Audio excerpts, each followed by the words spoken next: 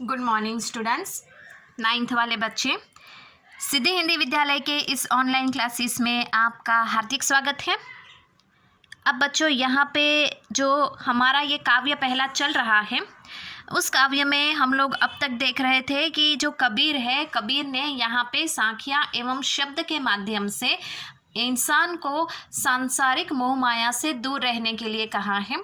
उन्होंने स्पष्ट रूप से बहुत सारी ऐसी बातें बताई है, जैसे कि सबसे पहले शुरुआत में जो साखी है कि मानसरोवर में जो रहने वाले हंस होते हैं वो वहाँ के स्वच्छ जल में ही खुश हैं, मुक्त रूप से वहाँ पे मोती चुन रहे हैं, वो उस जगह को छोड़कर दूसरी जगह नहीं जाना चाहते।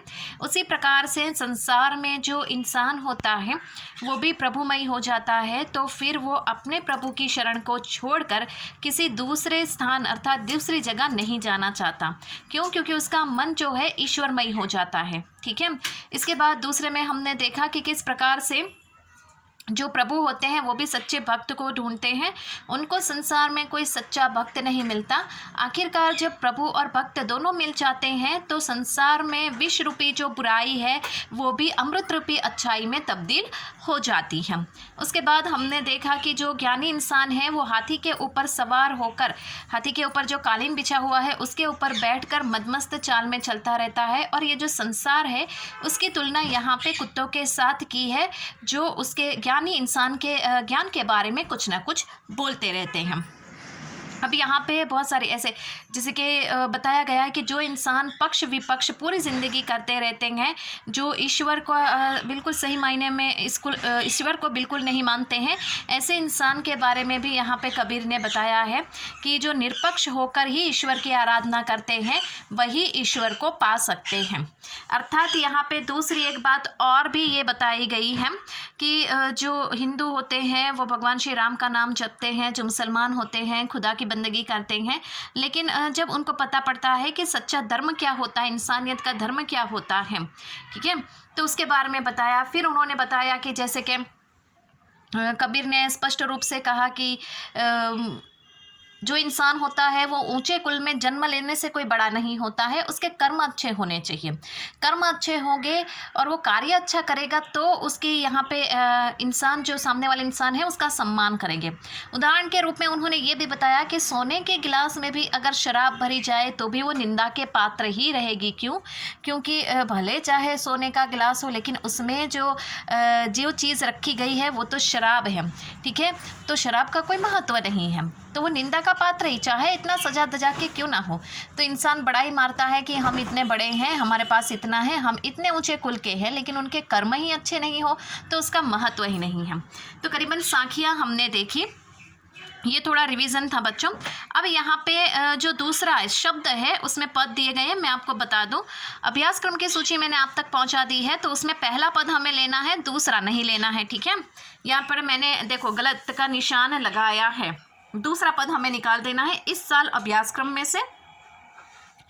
तो पहले पद में जो शब्द है उसमें पहला आप पढ़ के ही आए हो 8वीं में, मोह को कहा ढूंढे रे बंदे, मैं तो तेरे पास में, ना मैं देवल ना मैं मस्जिद, ना काबे के लाश में, ना तो कोने क्रिया कर्म में, ना ही योग बैराग में, खोजी होई तो तुरते मिल हो पल भर की तलाश में, कहे कबीर सुनो भाई साधो सब श्वासों की श्वास में। अब यहाँ पे कबीर ने स्पष्ट रूप से कहा है मोह को, यानी ईश्वर जो होते हैं वो ईश्वर के बारे में कि मुझे कहाँ ढूंढ रहे हो। ईश्वर जो है वो हमसे, भक्त से कहते हैं कि तुम मुझे कहाँ ढूंढ रहे हो, मैं तो तुम्हारे ही पास हूँ। हम लोग क्या करते हैं, ईश्वर को यहाँ वहाँ ढूंढते हैं, लेकिन ईश्वर तो हमारे भीतर ही समाये हुए हैं। ईश्वर खुद कहते हैं कि तू मुझे कहाँ ढूंढ रहा है मेरे बंदे यानी भक्त, मैं तो तेरे ही पास में हूँ। ना मैं देवल ना मैं मस्जिद, ना काबे कैलाश में, तू मुझे मंदिरों में ढूंढता है, तू मुझे मस्जिदों में ढूंढता है, तू काबा यानी मुस्लिमों का तीर्थ स्थान, पवित्र तीर्थ स्थान, और कैलाश यानी हिंदुओं का पवित्र तीर्थ स्थान। तो यहाँ पे जो ईश्वर है वो कहते हैं कि तू मुझे मंदिरों में ढूंढता है, तू मुझे मस्जिदों में ढूंढता है, ना मैं काबे में हूँ ना कैलाश में हूँ, ना तो कोने क्रिया कर्म में, ना ही योग बैराग में। मैं ना मस्जिद में हूँ, मैं ना मंदिर में हूँ, ना काबे अर्थात ना कैलाश पर हूँ, ना मैं कोई क्रिया, ना कोई मैं कर्म में हूँ, ना ही कोई योग और वैराग में हूँ। तू मुझे जहाँ जहाँ ढूंढ रहा है ना, क्रिया कर्म कर रहा है, रीत रिवाज कर रहा है, योग कर रहा है, वैराग कर रहा है, वैराग्यम, अर्थात तू काबे कैलाश में मुझे मंदिरों मस्जिदों में ढूंढ रहा है, लेकिन मैं इन जगहों में से किसी भी जगह पे नहीं हूँ। खोजी होई तो तुरते मिल हो पल भर की तलाश में। यहाँ पे ईश्वर भक्त से कहते हैं कि तू मुझे इन सब जगहों पे ढूंढता है, लेकिन तू मुझे सच में ही खोज रहा है, ढूंढ रहा है, तो मैं तुझे तुरंत ही मिल जाऊंगा। पल भर यानी क्षणिक मात्र की तलाश में तू मुझे ढूंढ रहा है ना, तो मैं तुझे क्षण मात्र की तेरी खोज में ही मैं तुझे मिल जाऊंगा। कहे कबीर सुनो भाई साधो सब श्वासों की श्वास में।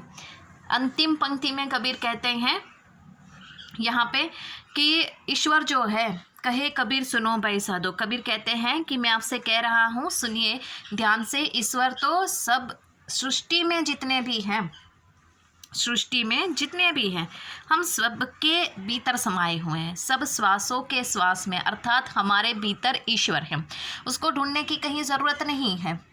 कबीर ने अपने इस पद के माध्यम से हम सबको बताया है कि हम ईश्वर को हर एक जगह ढूंढते हैं। कहाँ? मंदिरों में, मस्जिदों में, है ना, गुरुद्वारे में, हर जगह पे ईश्वर को ढूंढने का प्रयास करते हैं, लेकिन सही मायने में देखा जाए तो ईश्वर हर इंसान के मन के भीतर है। अच्छाई करो, मतलब वो अच्छाई का यहाँ पे किसकी तुलना की गई? अच्छाई की तुलना यहाँ पे भगवान के साथ। किसी भी इंसान हमारे लिए, हमारी बुरी परिस्थिति में अगर वो हमें सहायता करता है, मदद करता है, तो हम कहते हैं ना कि वो हमारे लिए भगवान के समान है।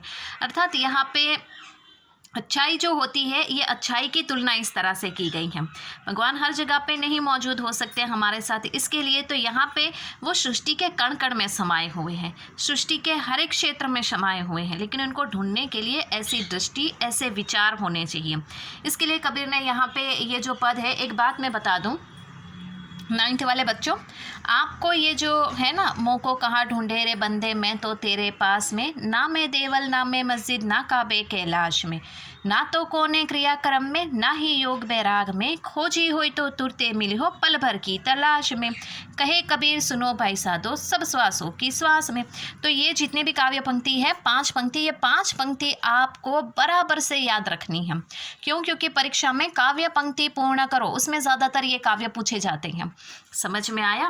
तो थोड़ा ध्यान रखिएगा, ये आपको बराबर से जितना भी याद रखना है, पूरा का पूरा। ये जो पहला पद है, मों को कहाँ ढूंढे रे बंदे से लेकर सब श्वासों के श्वास में, ये आपको यहाँ पे बिल्कुल अभी ही कह देती हूँ, काव्य पंक्ति पूर्ण करो में पूछा जाता है, तो आपको बराबर से याद रखना है। तो बच्चों, आज के इस वीडियो में हम यहाँ तक, दूसरा जो यहाँ पे पद है ना, वो हमें इस साल अभ्यास क्रम में नहीं लेना है, पहले ही दिखा दूँ मैं आपको। ये पद हमें नहीं पढ़ना है, ठीक है, इसकी कोई ज़रूरत नहीं है। यहाँ पे सिर्फ हमें ये पहला वाला पद ही पढ़ना है। अब आगे के वीडियो में उसके जो सांख्या और शब्द में जो है, उसमें हमारे यहाँ पे काव्य खत्म हो चुके हैं बच्चों। आगे से हम लोग क्या करेंगे, जो सांख्या है अर्थात उसके प्रश्न, अभ्यास के जो प्रश्न है, उसकी चर्चा करेंगे, ठीक है। तो तब तक यहाँ पे रुकते हैं और नेक्स्ट वाले वीडियो में हम अभ्यास की शुरुआत करेंगे। तब तक आपको ये बराबर से जो पद है, ये मैंने आपको समझाया है, ये आपको बराबर से काव्य पंक्ति को रट्टा लगा के याद करना है, ठीक है। तब तक के लिए थैंक यू।